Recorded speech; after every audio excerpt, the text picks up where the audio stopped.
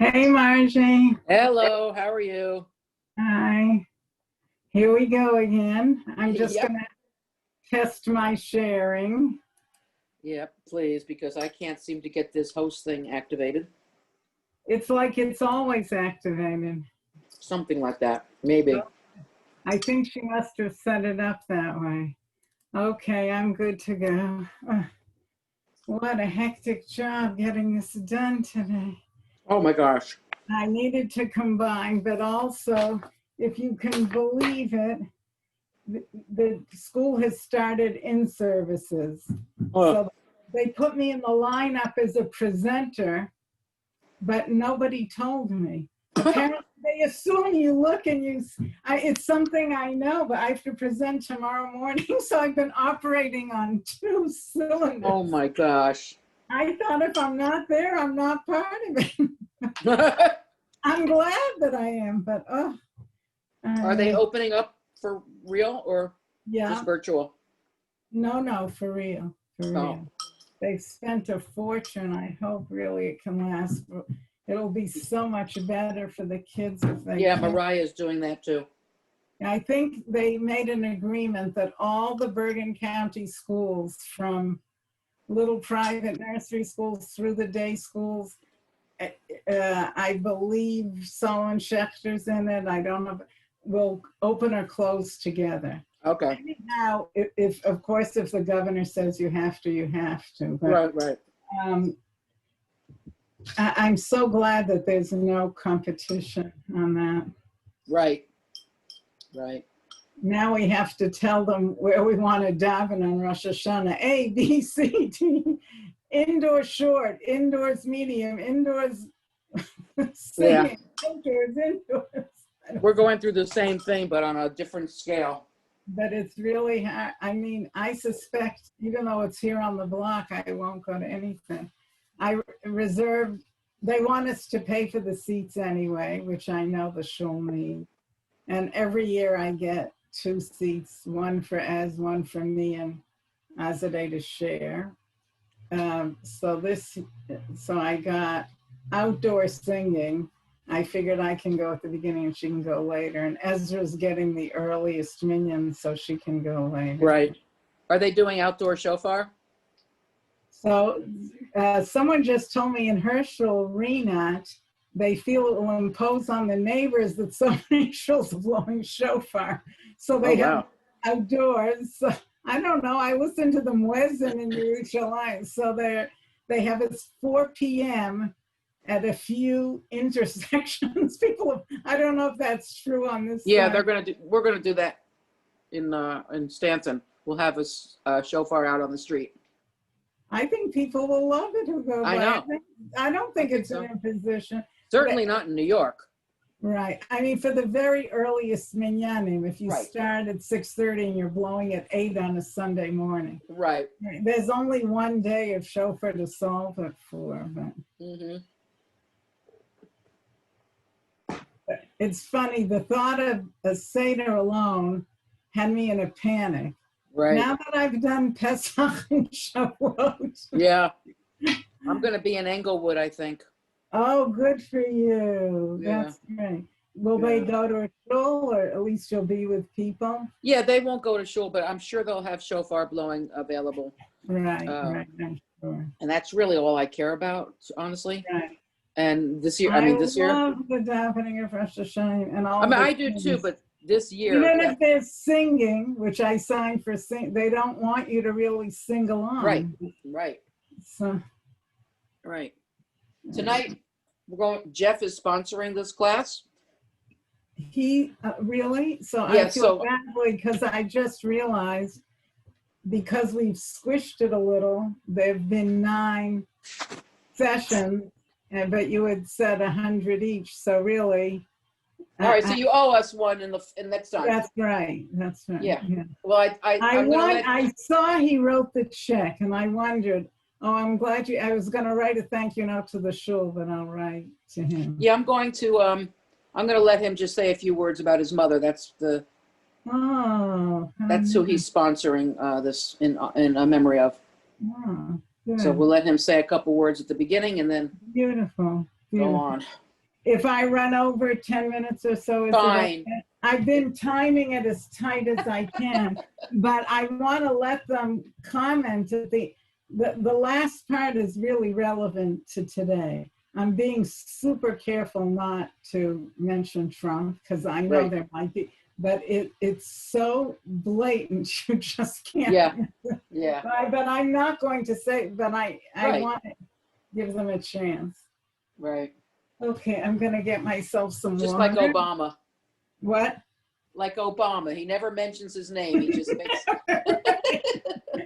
Never.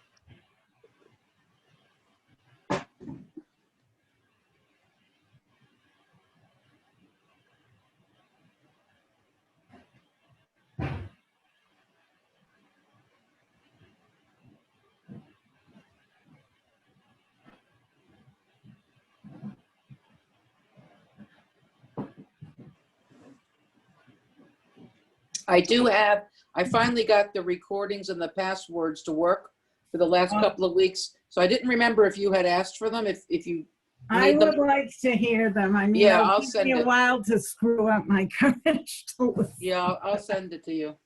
Let's see. How should It's I a little do? tricky to get that working sometimes. And they're supposed to be archived on the shul website, but I haven't been able to find it. That's terrible.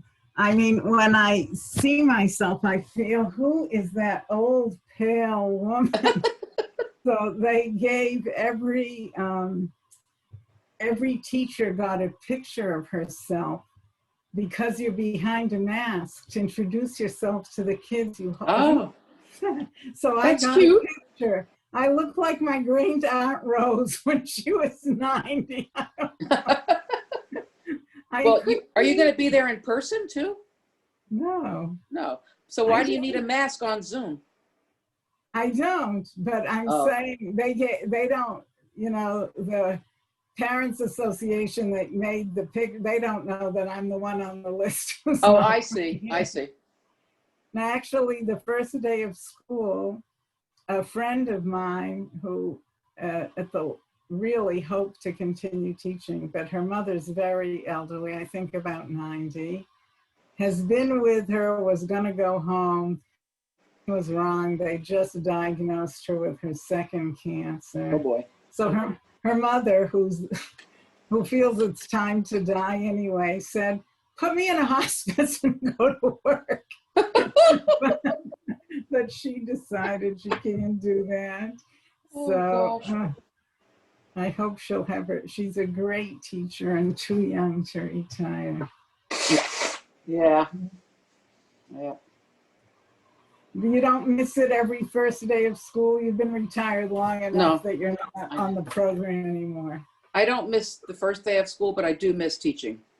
You do? Yeah. But no, the first day was always very anxiety producing for me, so I do not miss it. Yeah, it was, but I set out my clothes. I know.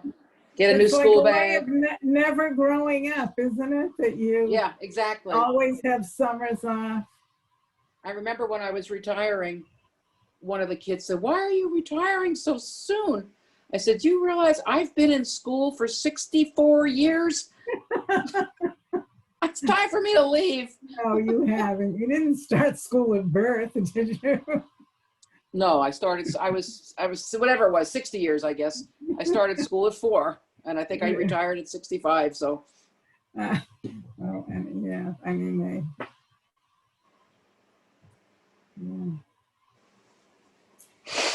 Oh, man. I ate a hot pepper, and now my nose is running. Oh. Whew, I didn't know that was so hot. Wow. I've been going to the farmers stands up here. Oh, yeah? You buy those hot peppers? Good stuff. Yeah. I got this really nice, oh, wait a minute. Where did I put it?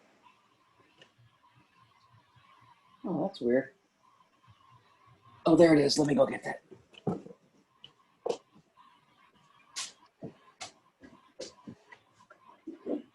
Every year before Rosh Hashanah, I always bring the kids honey. And then Ivy, I get it at a local bee place. And then Ivy, I send her apples and honey in a little care package. But I don't know if you can see it, but this honey, the bottle has the bee etched on it. Oh, the bee etched. I thought there was a bee inside. I know, it looks like a tequila thing, right, with a worm in it. Right. But it's not. It's etched in it. That's love it. Very nice. So it's from this local farm. I'm going to go pick up a bunch of them. So is Ivy's in college, right? Yes. But so is she going, or is she Zooming from home? She's been there all summer because she had an internship and she was doing it remotely. So she figured she may as well just go there where she has her friends and her apartment. Right? Is that what Brown? Is that where she is? Yeah, she's at Brown. Wow. Oh, so she's got the beach, the beautiful Rhode Island Yep. shore. She was on the beach a lot. She was sending me pictures of the beach. And, great. She's with a little group that Hey, they all. Molly. Hi. Pearl, I'm honored that you're coming, but this is our last one. But I know. so it's good to come for graduation, don't you think? Yeah. Well, Esther just told me about it like before last week, and I just couldn't make it last week. So I figured I'll get what I can get. Yeah, Right. you'll get plenty, and hopefully we'll have more. Am I right, Pearl, that your daughter is a friend of my daughter-in-law, Dina? Yes. I thought My daughter Aliza is a friend of Adina. Her name was Saltzman. Yeah, but now she's afraid. Hi, Jeff. How are you? You're in the weeds, Jeff. Yeah, hi. Jeff. Oh, men can come too? Yes, Yeah. absolutely. Co-ed Zoom, yeah. Yep. Oh, well, let me ask my husband if he's interested. Yeah. It's not a women's thing. No mechitza here, No mechitza. Right. But, Jeff, I understand that you have sponsored this. Yes, I have. It's my privilege to sponsor it. Well, thank you. I owe you one more class because in order to be ready for your next teacher next week, I shortened it by one. So I'm in what they call Minos in Israel. Okay. And you're going to say a bit about your mother? Yes, he is. Let's wait till everyone. Let's wait for everybody to be here, and then that's so great. we'll introduce him. Yeah. They might see you better with a normal background because when you move, parts of you disappear. Oh, parts of it fade into the back. Yeah. Okay, let me try to there's Hi, Paul. Fern. Are you in Teaneck? change this. Yeah, good. Hi, Paul. Hi, Judy. I know you're in Teaneck. Renee, Florida, still there? Florida, still in Florida, yeah. Hi, Molly. But Okay. Everything all right, Renee? absolutely. Oh, Yeah. I thought I heard a but. Okay, good. No. I was going to say it's not a bad place to be, Oh. Florida. Boy, Right. you wouldn't Not a know bad that from the place. news. Well, yeah, but we feel like we're in a little bubble here in Deerfield, we're in Century Village, yeah. So we're, Oh, you're not in Boca Raton. I thought you no, were. my daughter's in Boca. But you're in Deerfield. So we're in Deerfield. We have an And how apartment far- in Century Village. It's how by far- car, it's a 7-minute trip by car, which is great. For us, that's great. Hi, Ellie. Hi, Richard. Hi there. I enjoyed your art presentations. Thank you. Hi, El. Hot enough? Hi. You need hot tea? Hot enough Hi, for you? Alex. Hi, nice to see you. Hi, Margie. Nice to see you. Only old Russian ladies and Ellie drink steaming hot tea when it's 90 degrees. It cools you off. It's I supposed to heard cool, they that, it's say. but I supposed to don't cool believe you. it. I've Yeah, heard that. yeah, me too. I'm eating watermelon with it. Oh, there you go. That's more like it. That's cooling, yeah. You're going to crack your teeth between the watermelon and the tea. Thanks, Mom. Mom's been telling me that for 60 years. Yep. Really? I didn't know that. Rachel, you're channeling your mom. Well, I am the big sister, by a You lot. are. You are. That's That's the extent of the channeling, and Right. that's a I good didn't- thing. I'm not, let's not go there. Hi, Andrea, how are you? Fern, you are at home. Welcome back to Everybody- Teaneck. Thank you. Welcome back. Where were you, Fern? Oh, Fern. I have a daughter in Cleveland, and so we were there for 5 months. Oh, my goodness. Wow. Very nice. All right. Welcome back. Thank you, Margie. All right. Tonight's class is our last class in this series. I just can't thank Rachel enough. I know everybody's Hi, really Mimi and enjoyed it. William. And what? I have to welcome William and Naomi, my Okay. cousins from Baltimore. Oh, welcome, So glad William and you're Naomi. Welcome. Hi, Alta. Welcome, everyone. And tonight's class is being sponsored by Jeff Katz from Stanton Street Shul in his mother's yard site. So Jeff will say a few words, and then everybody should probably mute except Rachel and Jeff. Hi, thank you, Margie, and thank you, Rachel. It's really my privilege. I'll be brief because we really want to hear about Shimshon and what is his demise. But Okay. I do want to say that I've really enjoyed these shiurim. They have this Sefer Shoftim has been just very enjoyable. It's understandable, and thank you, Rachel, for making it so.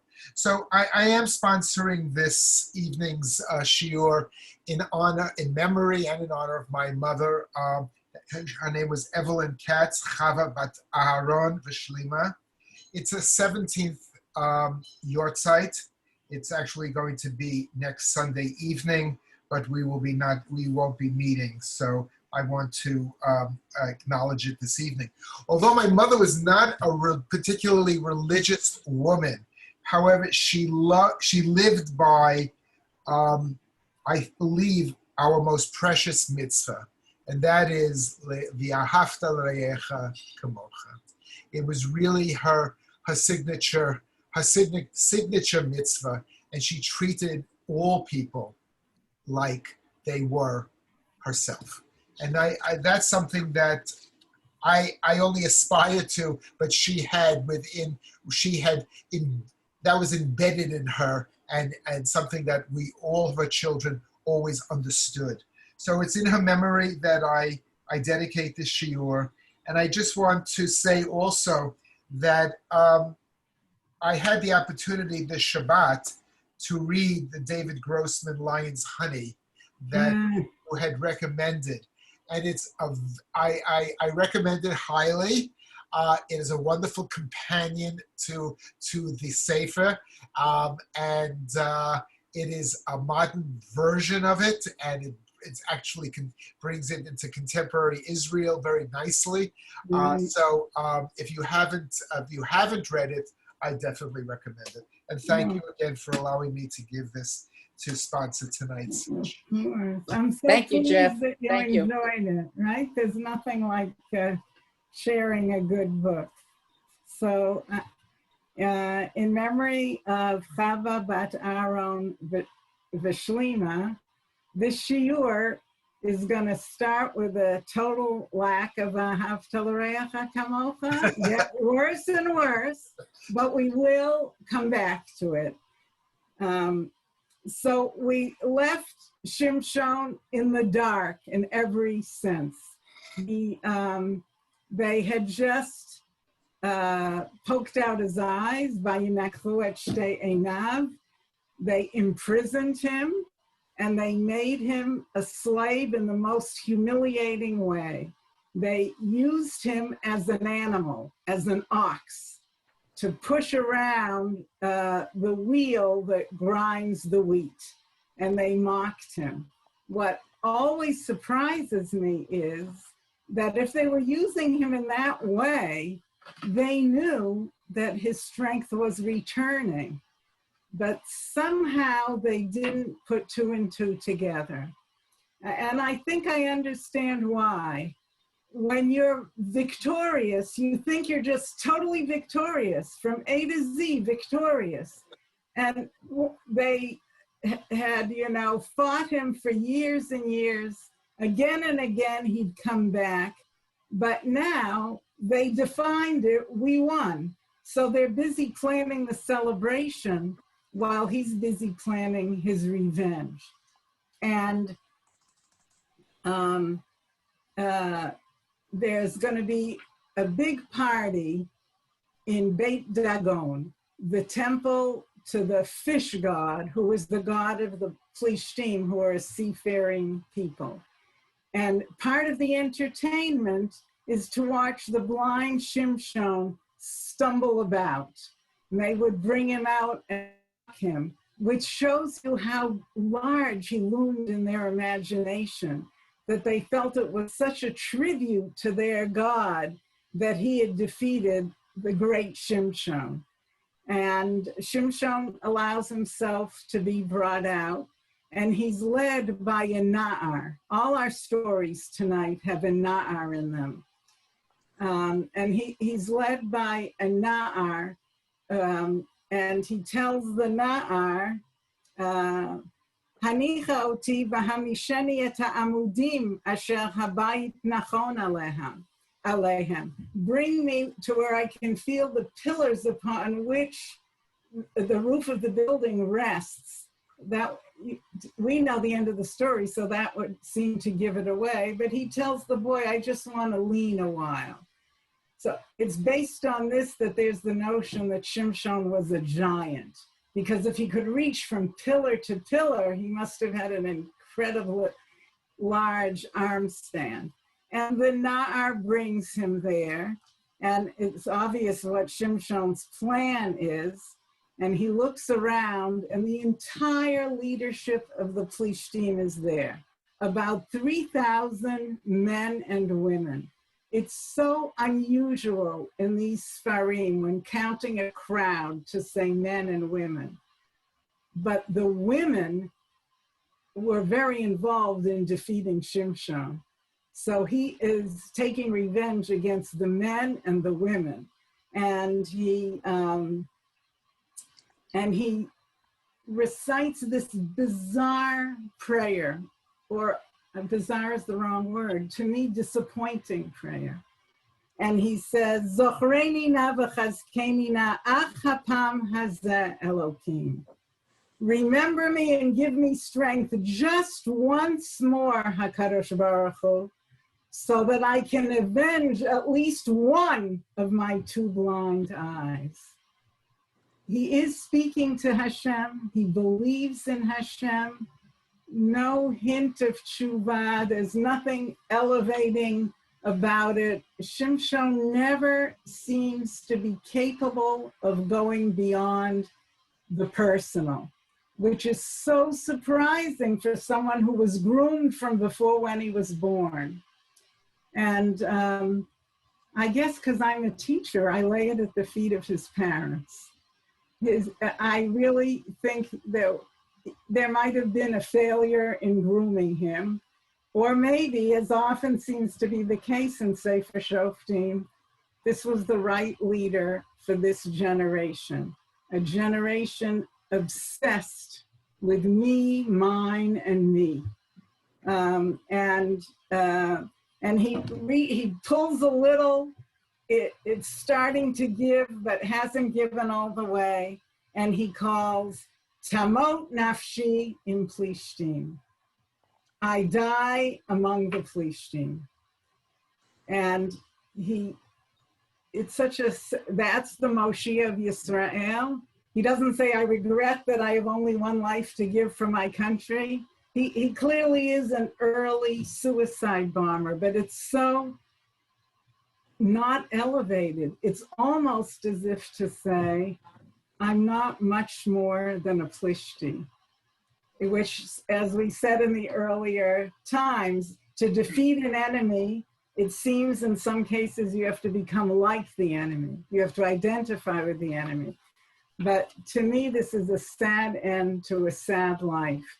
A man who was a tool. I'm not going to take questions this time, Andrea, because we're on deadline. I hope there'll be time at the end. And he really, his name Shimshon was Shamesh. one hopes that he was being used by Hashem for a greater purpose. And the Sefer seems to say that, because it says, more died with his death than died. He killed more Plishtim with his death than he killed in his life. And he gave Bnei Israel a breather. We all know that the Plishti problem isn't solved, right? It's David who's going to ultimately solve it. But Hashem never said that he would solve it totally. The Malach said to Eshet Manoach, Hu yachel lo shiet Yisrael mi Plishtim, and he didn't. And he is finally a little bit recognized. And his body is brought to be buried near his father. Of course, tombs went by the father, and it's not surprising that the family burial place is called Kever Manoach. But it doesn't just say that, it says Kever Manoach Aviv. And I think he really was Manoach's son and not his mother's son. Some of the weakness that we saw in the father in another form seems to be also in Shimshon. And it says again, Hu shafat et Yisrael esrim shana, which, as you know, it said that at the occasion of his first retirement when he went to hide out in Sela Eitam. So you don't know, were they giving you the sum early, or did all these later things, the Battle of Lehi, the lifting of the gates of Aza, the episode with Delilah, the having his eyes put out, and the pulling down of the temple occur in less than a year? But at least he dies, you might say, with the rank of Shofet. But such a lonely, lonely life. And now we come to the two stories that wrap up the Sefer. But before we go on to them, I would like to share with you a kind of summary of what I think of as the major Shoftim, the Shoftim that we talked about. As you know, there are other minor Shoftim. And if you look at our chart, we did Otniel, Ehud, Devorah, Gidon, Yiftach, and Shimshon, cursory for Otniel. So I put yellow for Otniel and Shimshon. And that's because they are who you would expect to be designated as the leaders. Otniel, because he's from the future kingly tribe of Yehuda, because it's said in the beginning of the Sefer, when he asked Mi Ya'aleh Rishon El HaKnani Batchila, the answer from Hashem was Yehuda Ya'aleh. Otniel is clearly the leader of Yehuda. He's already had a great victory against Devir in Sefer Yoshua, and he's the half-brother of the great Kalev, who is the leader of the tribe of Yehuda. He really is the expected leader. He's an effective leader, and he gives 40 years of peace, which really, if you see these numbers as symbolic, Yehuda fulfilled the mission fully.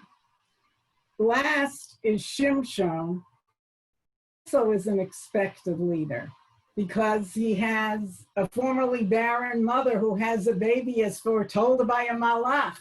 That's a great man. He looks different from everyone with his mane of hair.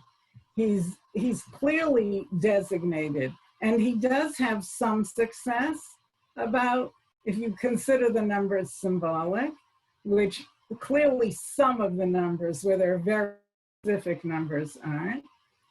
He was, like, you might say, half successful. He did have victory against the enemy, but he didn't lead the people, and he didn't do anything to change them so that Hashem wouldn't back the Plishtim against them. Ehud is unlikely because he's a man from Binyamin who is not a Yemini. He can't effectively use his right hand. And you will see when we meet Binyamin today, they say that the whole tribe of Binyamin has a disproportionate number of fighters who are Iter Yad Yamino. And you don't know, is that hereditary left-handedness or some sort of hereditary, more significant physical defect? Ehud is the only Shofet who brought peace for 80 years. Possibly the generation was more worthy, but he seems to have the whole package. He has perfect, he shows initiative, he goes like a gladiator one-on-one against Eglon. He gets the people to follow him. He doesn't take personal credit for it. He puts it all in the name of Hashem. Devorah, if she were a man, she'd be in yellow. She'd be another natural leader. She's just shofetet in the usual meaning of shofet, not like in this Sefer. She's an actual judge. She's a prophetess. She's well known. Everyone knows where she judges. There's a landmark called Tomer Devorah, but she's a woman, and the Shoftim of this Sefer are military leaders, and women don't go to war. But as we know, she tries to engineer it as Hashem wants it to be done, that Barak, a man, will be victorious against Yavin and Sisera, but Barak isn't up to it. Very often the generation isn't up to it, and a person who's not the expected leader fills the void, and that's the case with Devorah. I just want to remind you that in her magnificent Shirat Devorah, where she gives most of the credit to Yael, and amazingly also mentions Sisera's mother, and it's such a bold, strong, and yet feminine piece of work. She rails against lack of volunteerism, that in a land without draft, that the tribes are not stepping up to fight with each other. And that's a constant issue for every shofet. If I call up to fight, who will come? Will it just be those who feel an immediate threat? Or will it just be those who feel loyal to me or to my tribe? Then comes Gidon. He starts out and you feel he'll be the greatest of the greatest. The scene with the malach, which so resembles the sneh, and all the otod and the miracles and the shofrot and the lapidim and kadim and the victory. It's just amazing. And he's a diplomat. He handles Ephraim. And then his moment of greatest accomplishment, when the people ask him to be their king, and he said, Lo ani emshol bachem, lo bini emshol bachem, rak Hashem emshol bachem. What a speech. No human ruler, only God. And then he does exactly what you expect from a human ruler. He starts collecting booty, and with the gold, he has an ephod made. Surely not intended to be avodah zarah, but he shouldn't have needed a trophy, even if he thought it was a tribute to Hashem. And from there, it becomes, you might say, part 2 of the Sefer. Everything unravels. He has a sociopath of a son who slaughters his brothers. The one surviving son, the youngest, Yotam, gives this beautiful mashal, whose bottom line really is, Abba did the wrong thing when he didn't accept the kingship. Because if you create a void, evil, ambitious people come in and fill it. And then we come to a story which is a level down in every way. There's bargaining over the leadership. The leader is picked not by Hashem, but by the people. They come to Yiftach, the son of Azonah, and say, lead the army. And Yiftach starts bargaining. He said, if it was someone else, you wouldn't say lead the army. You'd say, lead the army and you'll beat my Rosh. So if you want me, I'm going to be the leader of Gilad when this is over. He is a son of Gilad, but his brothers have kicked him out. They do accept it, and he constantly goes for the blessing of Hashem, but there's something distorted in him where he thinks everything works by making deals. And he makes a deal that he'll sacrifice the one who meets him, which of course is his daughter. And then false pride or total misunderstanding about how Hashem works makes him go through with it, either actually killing her or letting her become a nun for the rest of her life, and thereby ending his own family tree. I think each one of these is a fascinating story to which we didn't give enough time. But if you look at the bottom, you can see I wrote, there is a spiraling downward, no question about it. But in a spiral, the circle comes up and around, right? That's the famous Magal HaShofet. They sin, they get punished, they're in trouble, they cry out to God, Hashem sends a Shofet. By Shimshon, no one's crying out to God and no one's following him. The spiral seems to end. And you don't know if Hashem will help them defeat a future enemy. The next two stories, which may not have occurred after Shimshon, they are told after Shimshon, but they may have occurred simultaneous with some of the other stories, are about spiraling down within the Jewish community, all the way to civil war.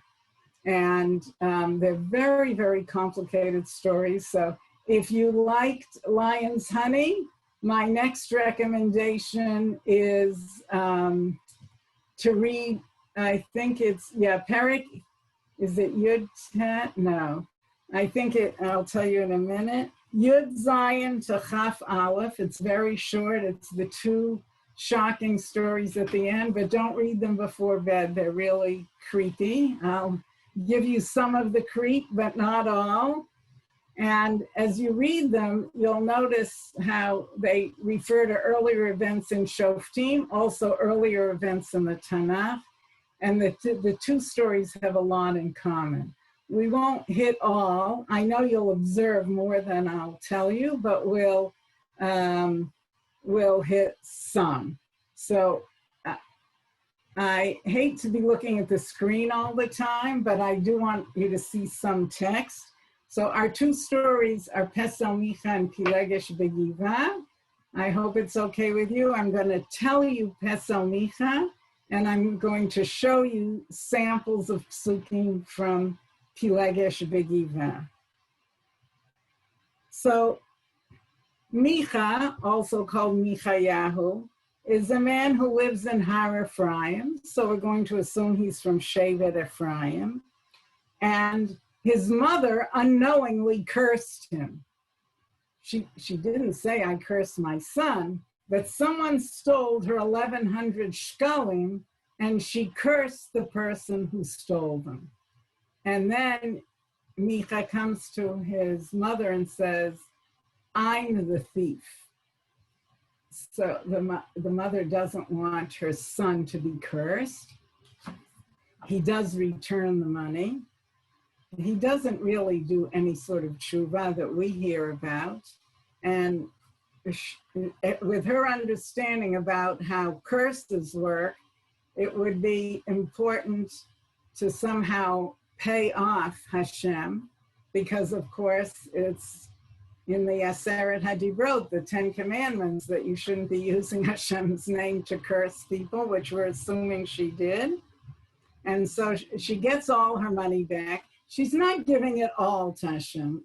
Look, she's a practical woman, but she takes 200 shkalim and she has those coins melted down and she makes two things, a pesel and a masecha. This is a Jewish woman making a pesel, an idol, which the Torah rails against again and again, and a masecha, which is how the Egel HaZahav, the golden calf, is described. And she gives them to her dear Micah whom she hopes to protect, even though he stole from his mother, to put in his Beit Elohim. I'm going to say Beit Elohim because, and not use Hashem, because I think he intends it to be for Hashem, but this certainly isn't. Does he think it's a temple in competition with the one in Shiloh, which is also in Ephraim and not too far away? It doesn't seem so. It seems that it's something that he feels makes him important and holy, and most important of all, it guarantees Hatzlacha. I sometimes get these recorded messages that tell me if I pay a certain amount of money, someone will daven for my Hatzlacha. So Michayahu would go for that. So he thinks that this is doing good for him and his family. He's already started the project. His mom is just completing it, like buying the last few coins in your kid's coin collection. He already has his own ephod. Well, he's modeling himself on Gidon, right? This thing, which is, it says specifically that it's made of metal, whether it's idolatry or something else. We already heard that it undermined Bnei Yisrael once. And he also has Trafim in his Beit Elohim already. Those are the idols that Rachel hid when she stole them from her father Lavan. And so he's got 4 things. I'm saying them all because the Sefer repeats them again and again and again. So you can see him counting in his pride in these 4. Pesel, Masecha, Ephod, Trafim. And last but not least, he has a Kohen, whom he himself has made into a Kohen. He took his son and said, my son, I anoint you Kohen of your father's Beit Elohim. But he's not entirely satisfied with his Kohen situation. He seems really pleased with his 4 types of idols, but he'd like to upgrade in the Kohen department. And so when a young guy comes by trying to making his way in the world, looking for something to do, and he says that he's a Levi from Beit Lechem, remember that, it will come up later, a Levi from Beit Lechem, entirely possible. Beit Lechem is in the tribe of Yehuda, but every tribe had pockets of Leviim. But later when you hear, there are all sorts of, one is that he's a true Levi, one is that he's actually a Levi who's Moshe Rabbeinu's grandson, which generation-wise is hard to figure out. But Moshe, the son Gershon, and this Levi whose name is Yehonatan ben Gershon. These are probably just names in the tribe of Levi, and some say he wasn't even a legitimate Levi. His mother was a Bat Levi, and he really wanted to be a Levi, but he wasn't. Excuse me 1 second. So Michayahu is very happy to hear that there's a Levi, and he decides to bump his son out of the job. No hint at how the son felt about it. And he tells this Levi, look, this is my offer. 10 shkalim a day, clothes, and everything you can eat, and you'll be Av the Kohen Li. You'll be my Kohen of my Beit Elohim and my Av, my advisor. You're going to be a very important man. And the young guy says, this is just a na'ar. He says, okay, I'll accept it. And Michayahu says to himself, Ata yadati, now I definitely know. Ki yetiv Hashem li, ki hayali halevi lekohen. Hashem will be on my side because now I've got a Levi being my Kohen. That's an upgrade from an Ephraim being a Kohen. you feel how low the standards are in this generation. He doesn't even aspire to a Kohen who's a Kohen, right? And so while Michayahu's getting his life in order in Ephraim, Shevet Dan also wants to upgrade. They're not satisfied with the territory that was assigned to them, you might say, under Hashem's aegis in the national lottery. It's not clear if they didn't like their land because they had difficulty conquering it, or they didn't want to try, or they didn't like their neighbors, or the land wasn't rich enough. But they decided to upgrade by taking someone else's land. And so, like Moshe Rabbeinu, who sent 12, or like Yoshua, who sent 2, Shevet Dan sends out 5 Meraglim, 5 men to spy out the land and tell them what would be a good place to conquer.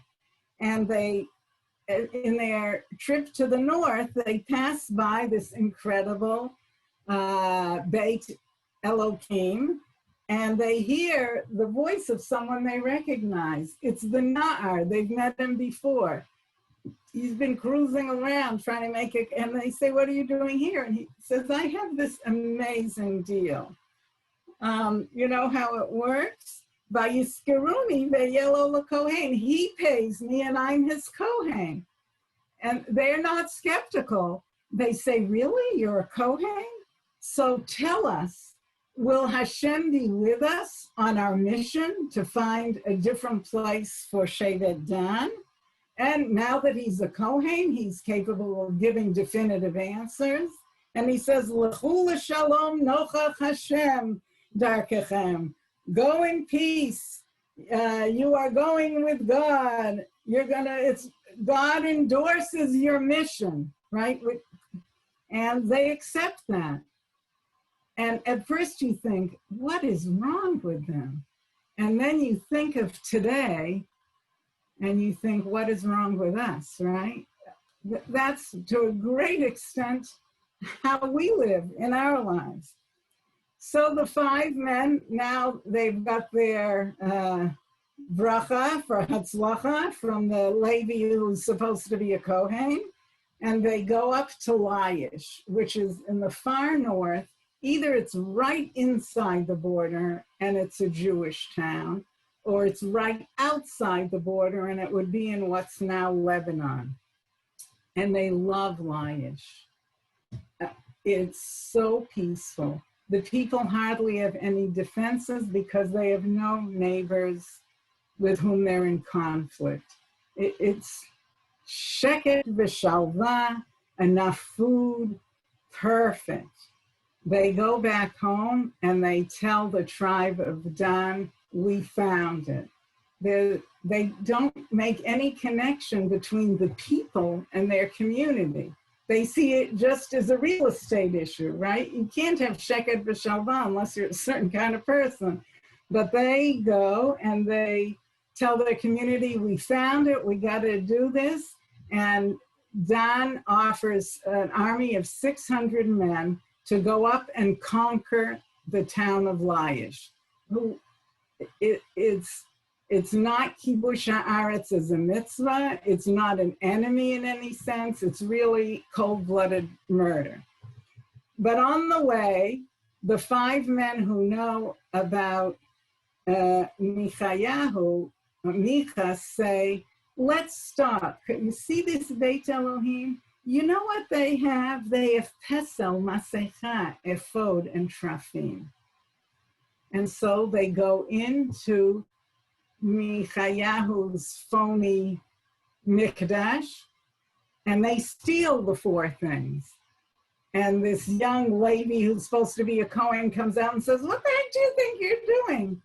And they say, yeah, we're going up to take Laish. And listen, what do you prefer? Being the Kohen for one guy? Or do you want to upgrade and be the Kohen of an entire tribe? And he says, I'll take the tribe. And so now Michayahu has lost all his treasure, all his things that he thinks protect him and make him a holy man. And he's not going to take it lying down. He goes running after Dan to fight for his rights. And Dan says, "What the heck are you yelling about?"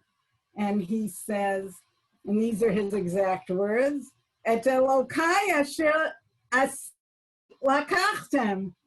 You took the gods I made. How can a Jew possibly say that, right? That's the midrash of Abraham and his father's idols. And then he says, and you took my Kohen too. And they basically scare him away, go up to an idyllic place, slaughter the people. This is their new town. They build themselves their own Beit Elokim.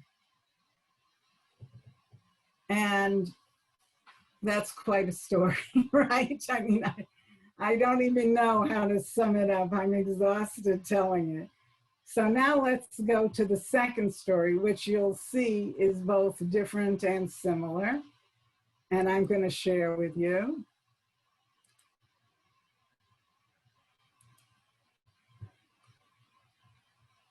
And this is Pilegesh B'Givah.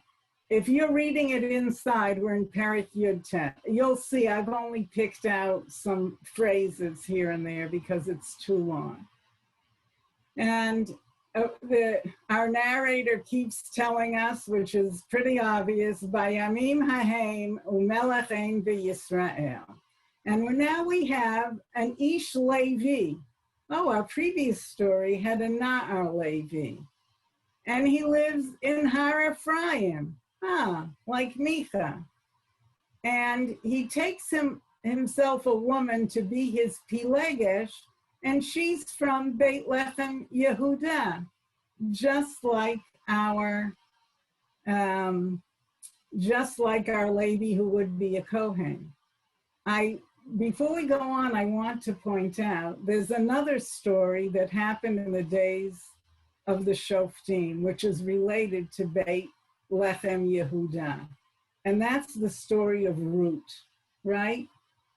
So it's just interesting to know all the kinds of things, good and bad, that can be going on in one place.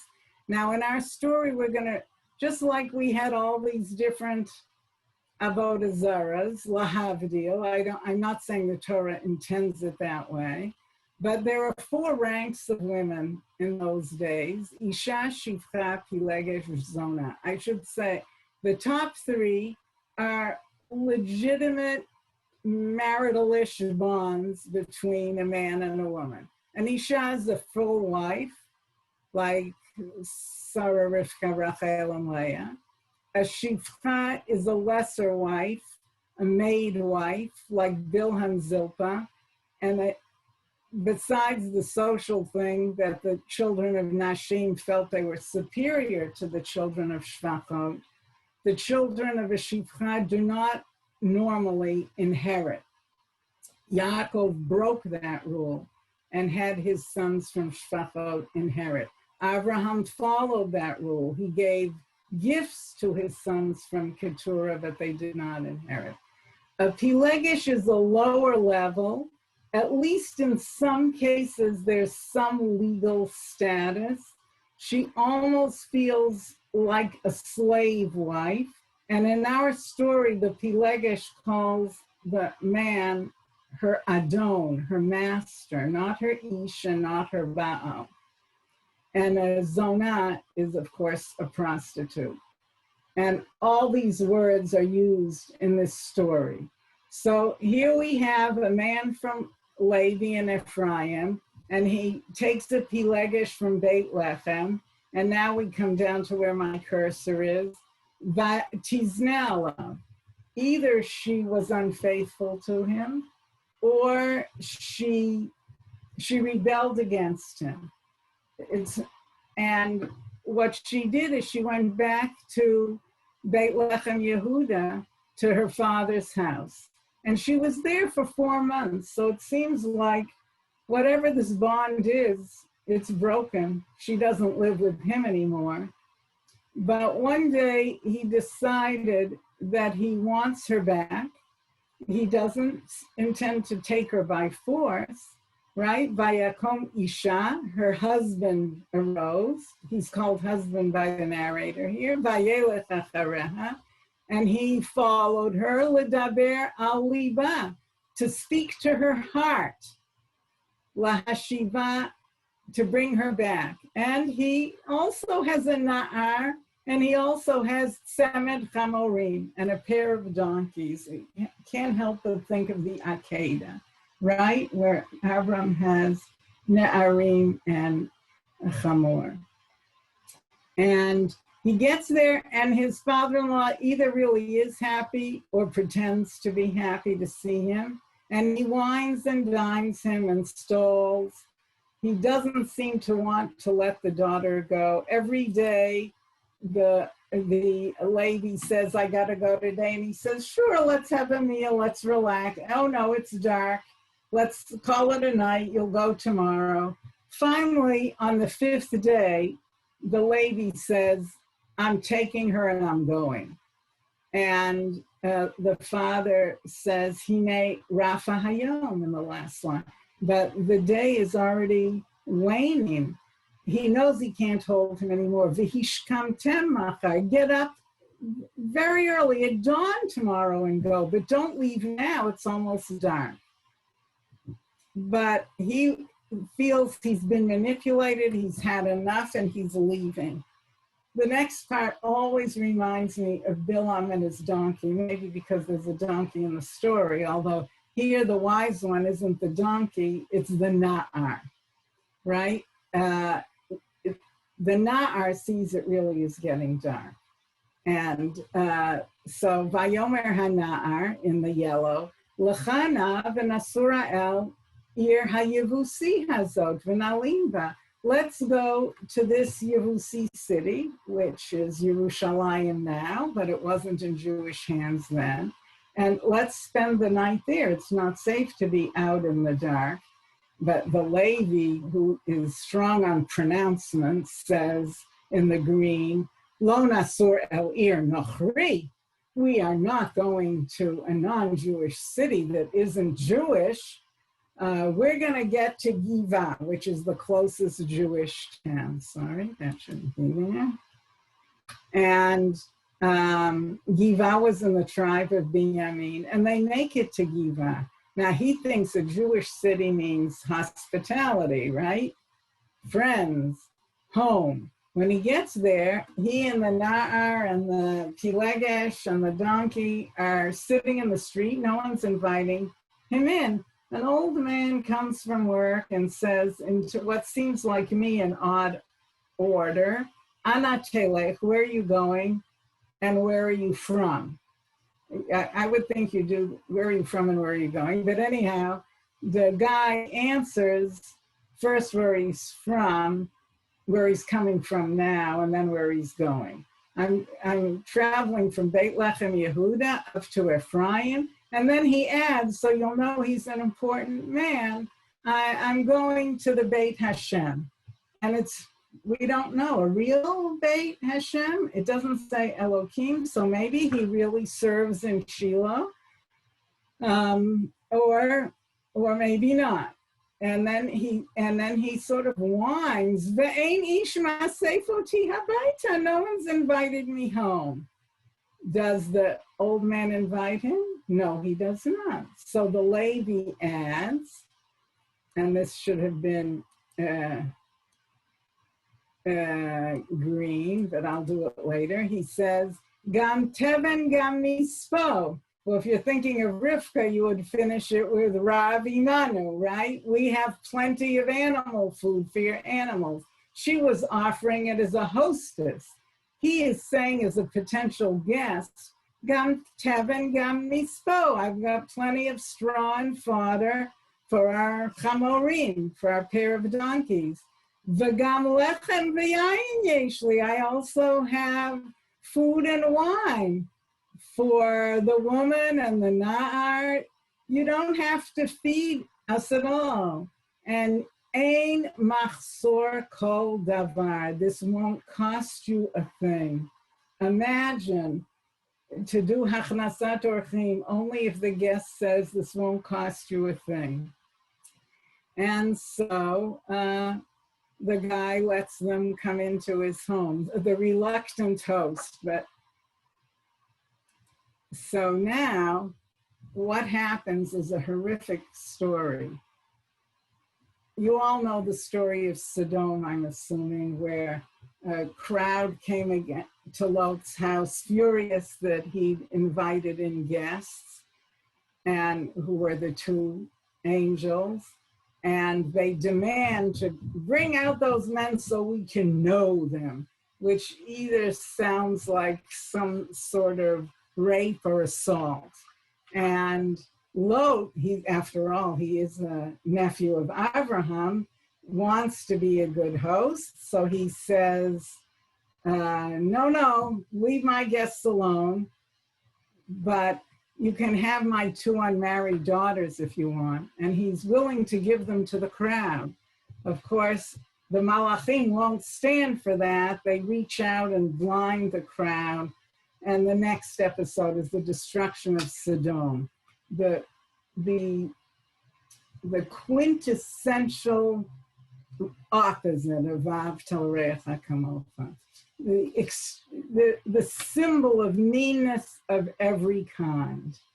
And now we'll see that in this Jewish town of Givah, in the tribe of Binyamin, that it's a little worse than Sodom, or a lot worse, because there are no malachim to save them. And so the crowd comes, and now you see why no one came out to invite them in. This wasn't done in Givah. Givah was a Jewish Sodom. And, excuse me, the crowd comes and they want the guest. And the host, playing the low part, says, look, I have 1 unmarried daughter and he has 1 Pilegesh. Apparently you have to offer 2. And you can have them and do whatever you want. And they're bargaining back and forth, the host and the men of the city. They can't come to terms. And this Levi is terrified. He thinks the crowd is going to take him. And so he grabs his Pilegesh by force and throws her into the crowd. And she is gang raped all night. And the men stay in the house safe. They never come to check on her. When the rapists are done with her, close to dawn, they throw her aside and she crawls to the house where the text says her master is, and she dies. He's still not checking, but it's time to go. So he opens the door, gotta get cracking, get an early start, and he looks down, and there she is in the most touching scene. I think I have the exact words here to show you. Let's see.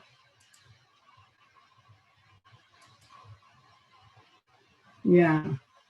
Vayakom Adoneha b'boker. Her master got up in the morning. Vayiftach daltot habayit. He opened the doors of the house. Vayetze lalachet l'darko. He went out to go on his way. V'hinei ha'isha pilagsho nofelet petach habayit. And the woman who was his Pilegesh is fallen in the entrance of the house. V'yadeha al hasaf. And her hand was on the threshold. To me, that's such a powerful expression. She was all, had anyone checked, had anyone come.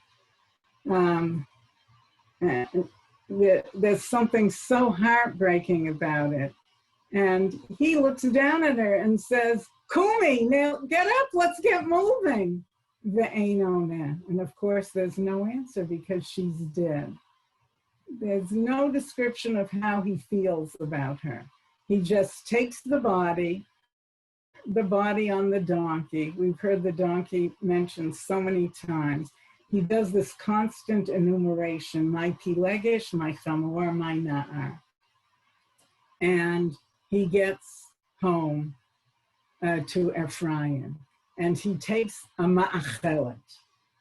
Chelet is the knife that's used for shchita. It's the knife that Avram carried to the Akedah.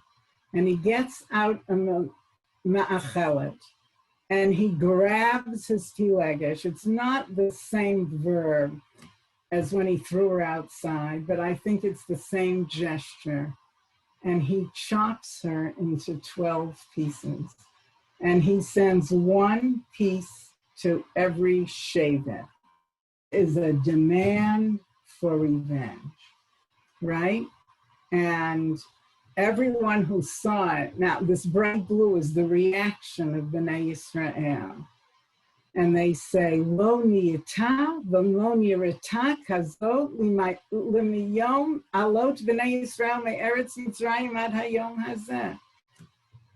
There's never been and never been seen something like this from when Egypt to this day.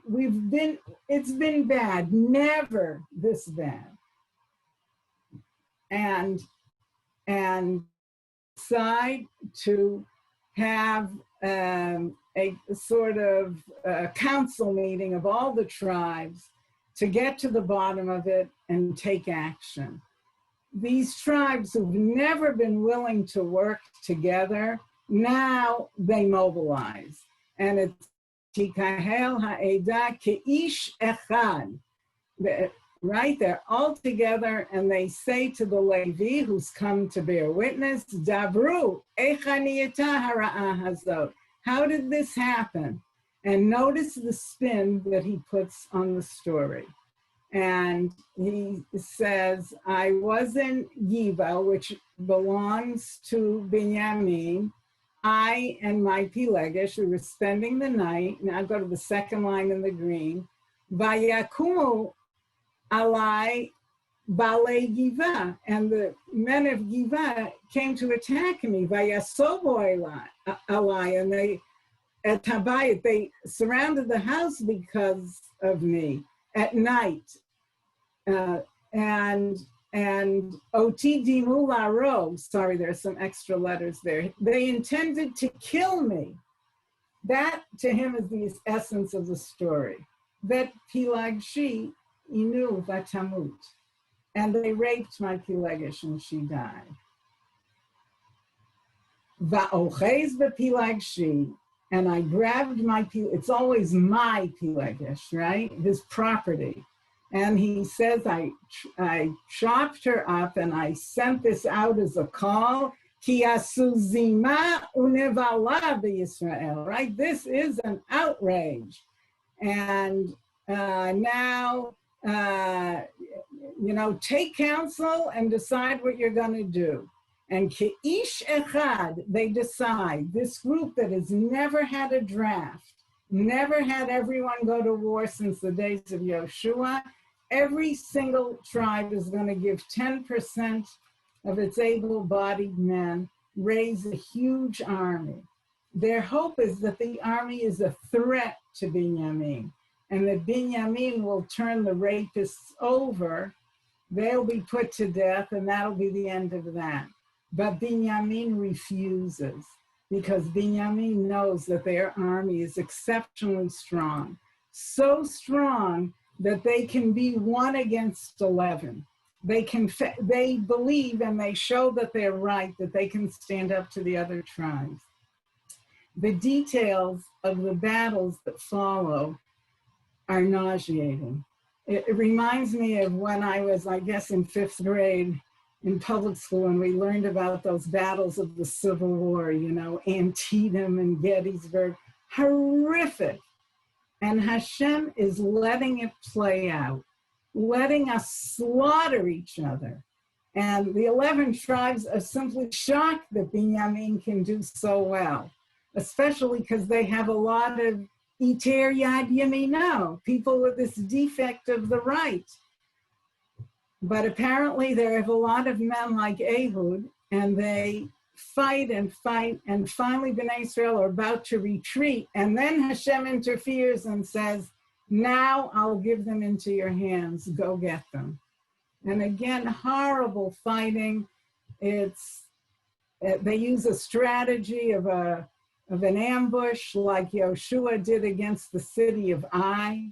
In other words, Jew is fighting Jew the way Jew once settled the land and fought Canaan, which is also unsettling enough, but that within the context of the Sefer, that's justified. This surely isn't. And in the end, they defeat Canaan in a horrific way. They raze their cities, they kill pretty much all their women, definitely most of their men, and they feel mission accomplished. They go back to Mitzpah, where the original powwow was, and they take an oath. Should remind you of Yiftach. None of us will ever give a daughter of ours to marry a man of Binyamin. End of story. Everybody goes home. Cool down. It's like after throwing Yosef in the pit. And then they think, wait a second. We're going to become an 11-tribe nation. If Binyamin can't marry, Binyamin will die out. So you might say, okay, let them marry your daughters. Can't do it. We took an oath that we wouldn't. So they found a solution. It's what my son calls threading the needle. They made this arrangement. On a fixed date, the young ladies of the tribes would be celebrating in the vineyards. And their fathers wouldn't do anything about it if the young men of Binyamin came and kidnapped them and took them back to Binyamin for wives, right? Because then we're not giving them to you, you're taking them. And so after a parak where we heard of Isha down to Shifra, down to Pilegesh, down to Zonah, I don't know what the name is for doing this to your daughters. And that seems like a happy solution. The end, except for these words. Bayamim hahem, ein melech v'Yisrael, ish hayashar beinav ya'aseh. So Pesel Micha is really, that story is an indictment of false piety, right? And especially sensitive to priest hustlers, which Shmuel knew well from his own experience in the Mikdash. The idea of cashing in on a fake connection to Hashem is really revolting, right? And also, it's an indictment of the materialism and the ostentation of the Jewish world of that time. Pilegesh B'Givah certainly is an indictment of the individual entitled Levi, and in general, of people of rank who demand justice for their rights, but don't feel too obligated to do justice. Givah is both Lot and Sodom, right? The town of Givah is both sides of the story.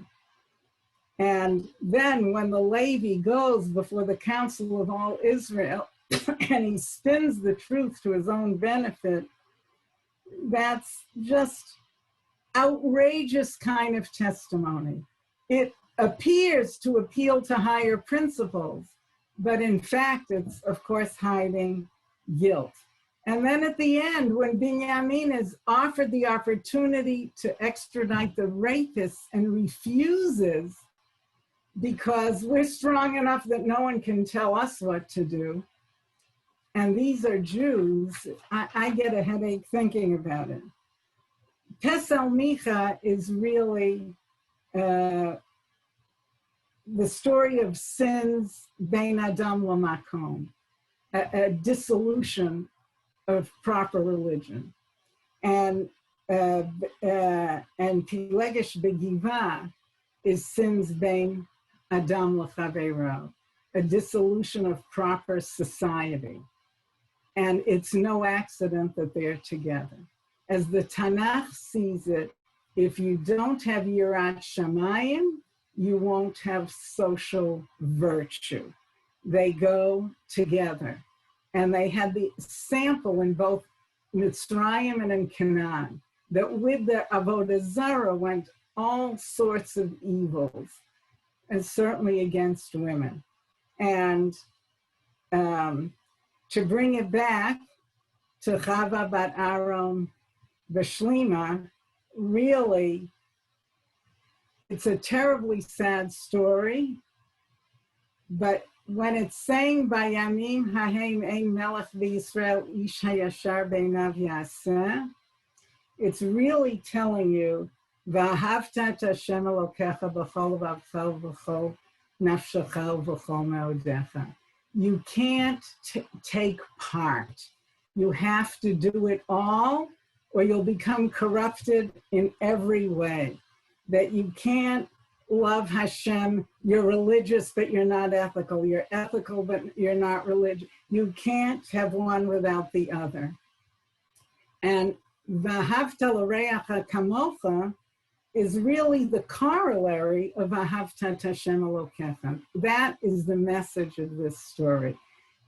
If you love God, you will have to love your fellow man. Of course, it doesn't mean there's no one who isn't not religious and is a wonderful person. But it does mean if you are religious, you can't be a skank or you're not religious. So to me, this is a terrifyingly current end to the Sefer. And I'd like to wrap it up. I hope that you all have reactions and connections in mind, and I'd like unmute yourselves, and now's the time. Please share what you think about all this.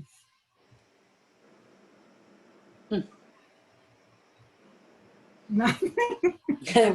I thought I'd blown your minds. You did. It's like after a great symphony when the audience can't even clap. They're so stunned. Speechless.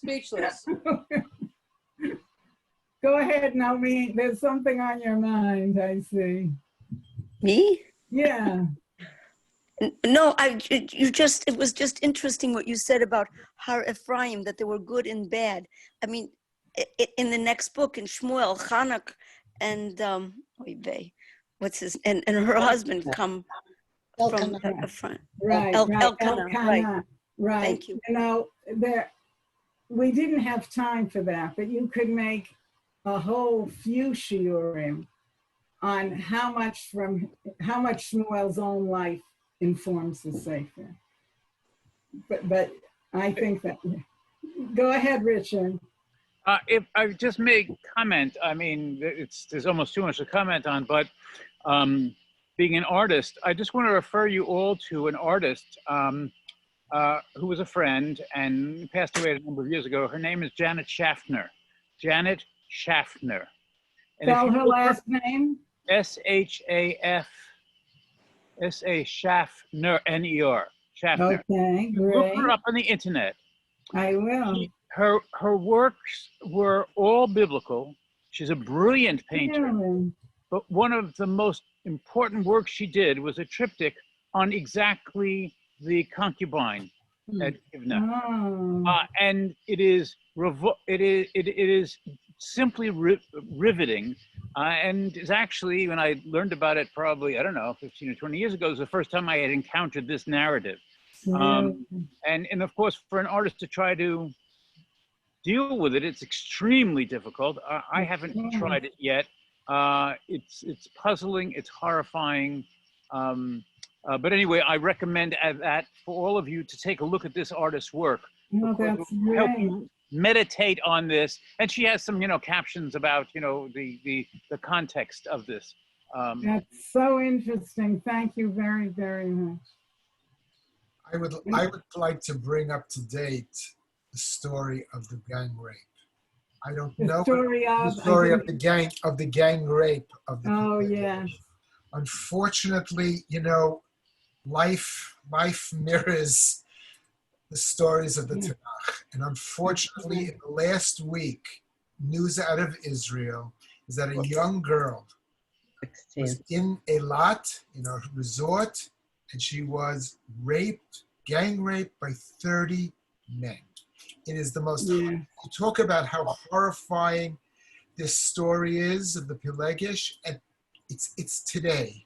And a lot of it is it just is. When I read about it, I couldn't, but you've brought, by me hearing about this and you talking about this, that if we brought it together and it's contemporary, it's what's happening today in the world, and this has to be fought against. And we cannot allow this kind of inhumanity and barbaric behavior, and it has to be stamped out whenever, even whether it was in biblical times or today. I'm sorry to have brought it, but no, it's I so was contemporary. questioning whether or not to go there, but I'm glad that you did. It's just horrible. Horrible as well. The interesting thing about what we have here, though, in Shoftim is that you start with an uncomfortable situation, this Pilegesh, okay, good. And then, you know, this seems to be working something out. And then this terrible rape, gang rape.